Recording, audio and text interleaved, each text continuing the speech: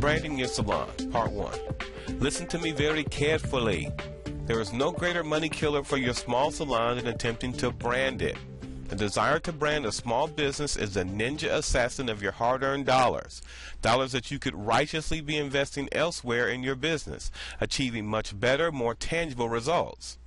But Bo, everybody knows that the key to business success is to get branded. Yeah, right. And every so-called branding company is willing to take every dollar that you're willing to fork over in the cause of getting your small salon or your individual operation branded. But how would they measure that? After shelling out checks for 6 to 12 months of this activity, what can they put in front of you that will cause you to say, yep, I feel branded now? Who do I make the final check out to? And what is your measurement? Is it when people look at something with your logo on it and say, yep, I know that salon and they're pretty good? How would you know if a conversation like that even takes place? And more importantly, if that conversation actually did take place, is that a guarantee that that person is on their way to your salon today to spend money? Large Fortune 500 companies like McDonald's, Nike, Neiman Marcus, Microsoft, and Coca-Cola have tremendous brands known all over the world. They also have billions of dollars to plaster their ads, commercials, and logos everywhere so that people constantly see them. Small salon operations don't have billions lying around to help them force their way into the consumer's consciousness and conversations.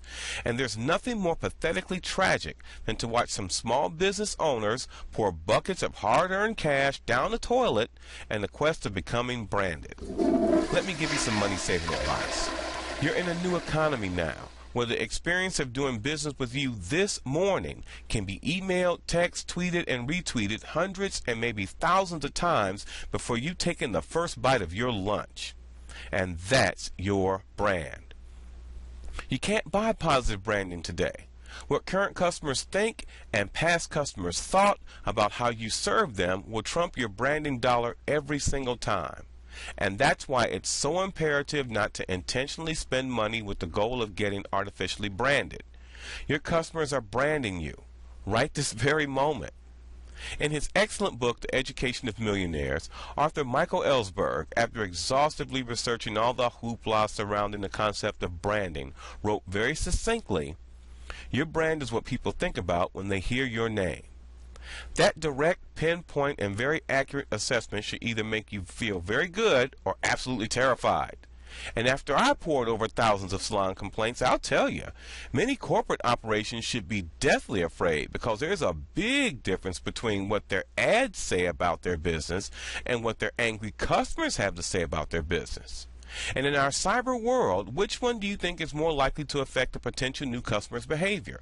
A tweet they saw on some random site, or your paid attempt at branding? Sorry, the anonymous, passionate tweet's gonna win.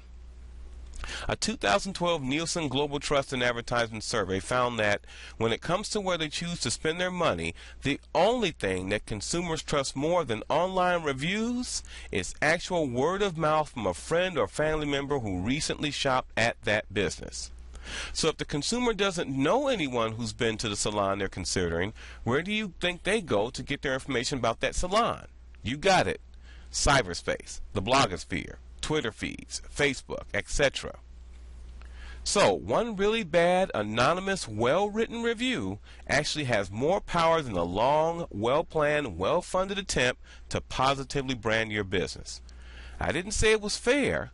I'm just saying that that's the way it is in the new economy. You want to get your business in the customer's conversation? You accomplish that by being remarkable in some way. And remarkable means just that. Because of the way you do business or do something, someone is motivated, is able to make a remark about you without getting paid, compensated, or coerced into doing it. And when that happens, you are a part of the consumer's conversation. That's what we want. And part 2 will dig more into becoming remarkable in some way to your consumers and soon-to-be customers. But from now, just remember, the important thing is that you brand your salon every single day, every hour, and one delighted customer at a time. Before I close, did you get here by accident or did someone send you a link? Well, if you like what you're hearing and you want more, get it when everybody else does. Just go to www.2minutemarketing.com, the number 2minutemarketing.com, And before you start clicking on all the good stuff, enter your name and email and you're in. You'll start getting this very useful information at the same time as everybody else. Well, that's it for this week. Watch your email for part 2 of Branding Your Salon. My name is Bo, and I'll see you next week.